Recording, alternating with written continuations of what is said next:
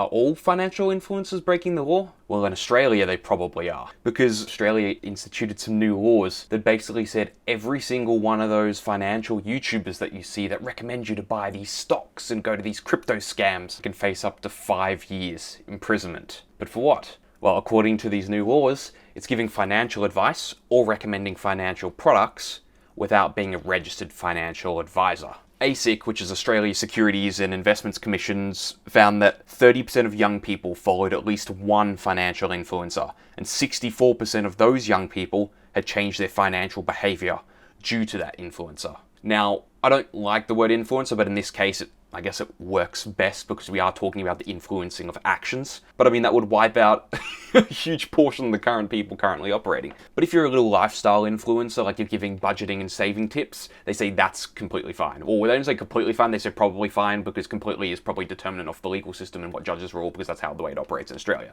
But that's beside the point. And I mean, the amount of times that you'll see one of these American financial YouTubers recommend that you need to hold these stocks to get rich, you need to take these strategies to be a millionaire by the age of 30 or 22, so I think that's what this is really trying to uphold. But I mean, they're Americans, we're Australia. Does that affect Americans? Maybe. I mean, you have cases you've heard in the UK, especially because they have much stricter advertising laws, where American TV shows will have to blur out advertisements that they could have plainly on their television but weren't allowed within the UK. But that doesn't seem to work the same for the internet. I guess maybe it's because you're just putting it up into the internet and gaining access to that content isn't the same as directly beaming it into UK televisions, but the outcome's the same, but the method is different. But I mean, usually anyway, movies and TV have a lot more free reign. Within the content space, if you're being paid to promote a product, you have to clearly say it. Even in a lot of cases now, just having hashtag ad isn't enough. New legislation has been passed. I can't remember whether it's Australia, the EU, or whatever, but that you have to verbally say it. And even in a lot of cases, if I had a free product in the background, let's say I was given these lights by the company, I probably would have to state that. Even though it's unlikely they'll probably prosecute me over it, unless I was directly promoting it to you, legally I would have to state that I got these for free, even though I didn't. I had to pay out of pocket, and I'm very broke because I mean, you'll see these movies where James Bond is driving an Aston Martin, Fast and Furious is using Dodge cars, but they don't tell you that they got those cars for free, or parts of those cars for free, or whatever that may be. You just have to assume it, and maybe sometimes in the credits at the end it will mention something. But surely it would make sense at the start of the movie, like you have, this movie is rated M, this movie is rated R. You see what movie studios sponsored this movie.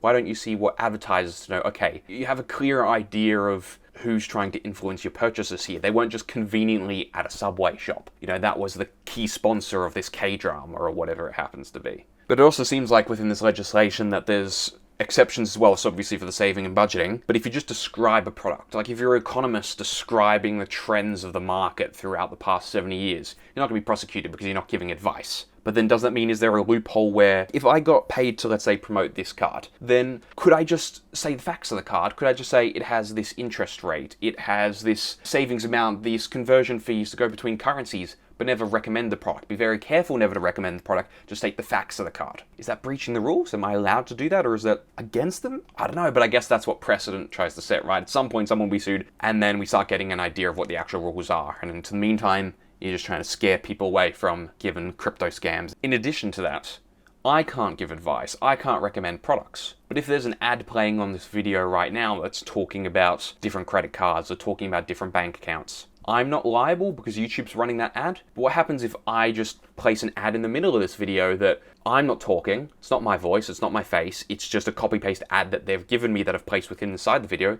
Am I then breaching the laws? Or is that okay? Because once again, I'm not barreling it down the lens, but I've put something that is then barreling down the lens.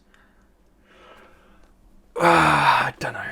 Well, these rules are probably very disappointing for a lot of people because finance sponsorships tend to be by far the most lucrative of anything. Because if you're advertising a product, let's say you're advertising a financial course that's like $1,000, you only need a few people to transfer over to make your money worth it. Where if you're trying to sell a product that's like, I don't know, this pen, and you sell it for $1, we need conversions to be pretty high to make your money back on that. So they're often willing to pay a lot more, so much so that I was chatting to a fellow YouTuber a couple of weeks ago, and he was saying that he didn't really want to do a sponsorship, but he just threw a number out there, threw a number that was 4 times higher than what his usual rate is. And this was for a law firm, not finance, but probably similar sort of concept. And they said, yeah, no worries, and we'll give you 50% deposit. 4 times his usual rate. And I don't think there's the same laws for legal products. I can recommend, hey, you should go to this law firm, but I can't give legal advice because I'm not a registered lawyer. Like, law students can't give legal advice. So I don't know where that line is. They haven't instituted anything yet, but I'm sure there's something there.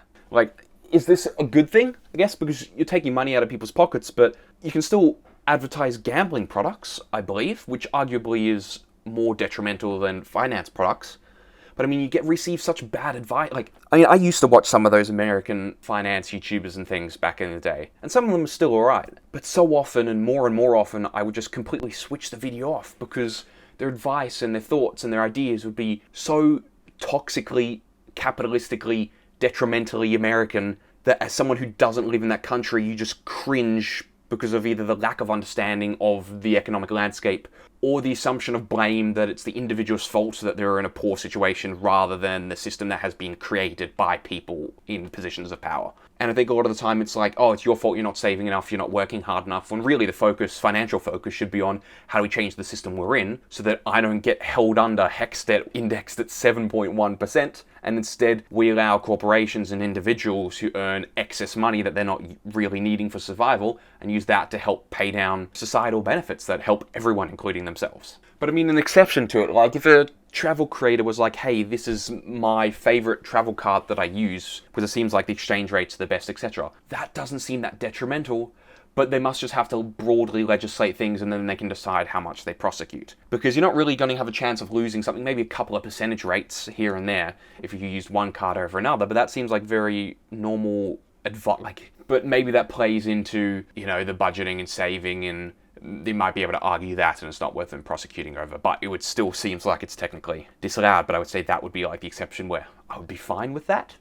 I mean, people lose enough money in today's day and age due to Coles and Woolies ripping them off. So it's probably good that people don't put their life savings into a get-rich-quick scheme or some crypto scam or all banking on Apple and Tesla because some influencer told them that, yeah, this is what's going to triple your portfolio. At least if someone has a license, there's some essence there that they've gone through a process that verifies that they have some level of knowledge. They have something to lose. They're not there to get a quick bag and run, because if they lose their license, they lose their career. So there is some essence of reliability, accountability, and a need to be fairly accurate with the information that they provide. So I'd say it's probably a good thing to institute, and I mean, it's unlikely America's going to institute anything like that soon because of their toxically libertarian nature, but I think ethically it's still an important thing to note, because if you aren't a verified financial advisor, if you don't actually know what you're doing, you're just basing it off your own experience, just because it worked for you doesn't mean it's going to work for anyone else. So being careful not to be giving advice that may be extremely harmful to the most vulnerable of our society, rather ensuring that if you do give advice and it's genuine stuff that helps people out, like maybe budgeting and saving.